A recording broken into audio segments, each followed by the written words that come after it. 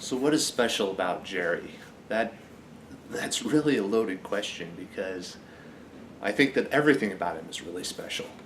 Uh, but the main thing, I suppose, if I was to point to one thing that really defines Jerry from anything else that's even being worked on, is his affordable practical use.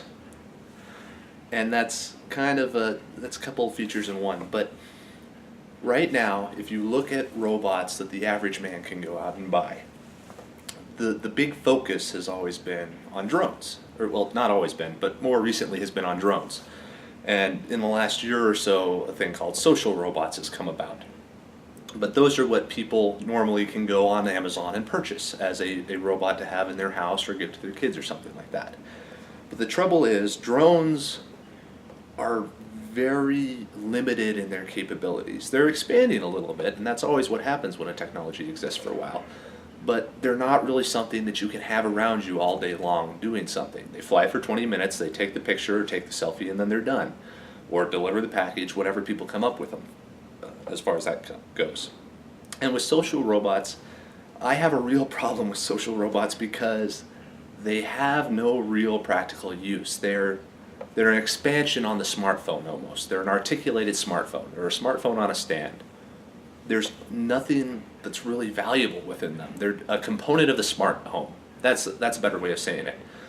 Social robots are a way of creating an interaction that's more interesting within a smart home.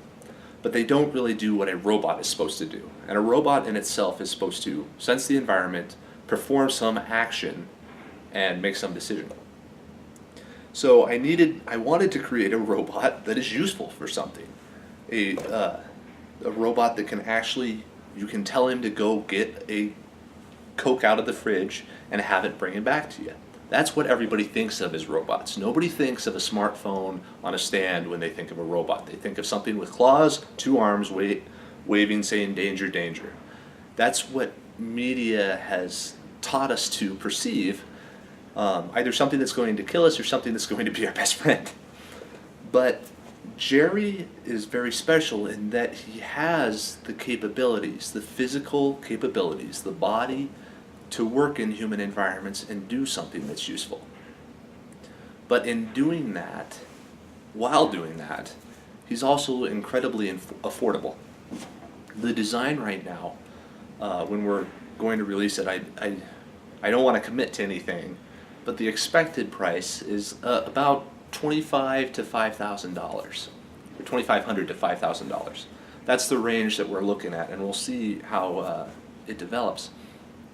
But if you compare that, the closest PAL, the closest comparison to any other robot that's in the industry or coming to the industry are the Toyota's Tiago robot, which is a one-armed robot to help disabled people or the elderly or sick. Or PAL Robotics released a robot recently. Oh no, the PAL Robotics Tiago, sorry. And then Toyota released another robot that's one-armed, and I forget its name.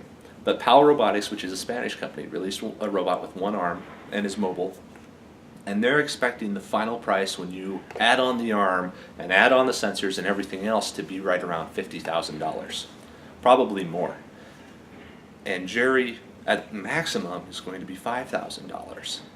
Now, to be honest, those other robots have more capabilities. They have more degrees of freedom, they have more detailed sensors, all that kind of stuff. But the philosophy at Slant has been to create a minimalist robot. A robot that can do as much as possible with as little as possible. So Jerry is really special in the fact that he meets that goal, and he meets it very well. Right now, he has very few sensors. He basically just relies on stereo vision. Actually, that's a demo set up there for software development. But almost entirely stereo vision, and then a few sensors within his actuators that give any kind of feedback at all. But from that, in creating a minimal robot, the cost of robots, the reason we had to do that is because the cost is tied up in the motors and the gears and the wheels. Computing and software is very cheap anymore.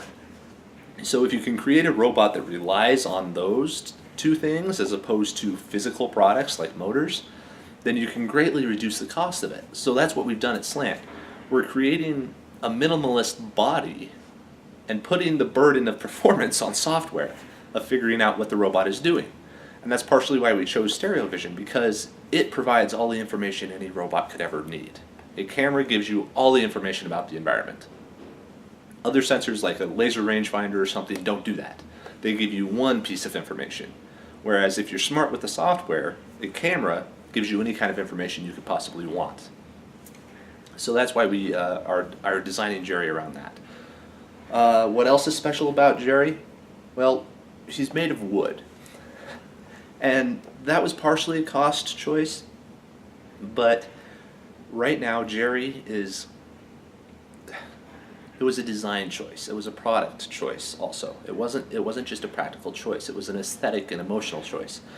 Because when you look at robots, even the social robots or any kind of robot that you see today that is a consumer robot, they almost look like anime characters.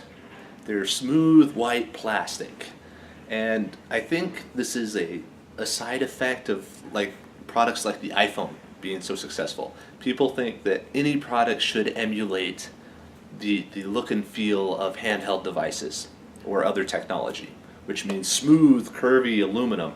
And that's what people perceive as the future of technology in a lot of ways. That's another media side effect that everybody has ingrained. But the problem with that is the iPhone is beautiful and feels right in your hand. It looks and it performs its function just right in your hand and gets all the responses that it wants.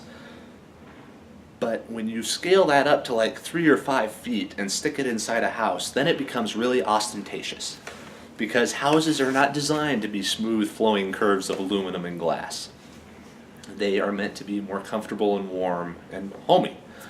So when I was designing Jerry, I wanted him to fit into that kind of an environment. The eventual goal of Jerry is to have him in every home everywhere.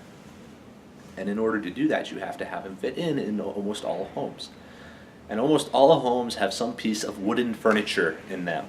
Cabinets, chairs, couches, whatever else. And most homes have very few curves in them. Furnitures kind of might have a curve somewhere in a leg or something, but for the most part, we live in vertical and square environments in our homes. The walls are square, the coffee table's square, all that kind of thing.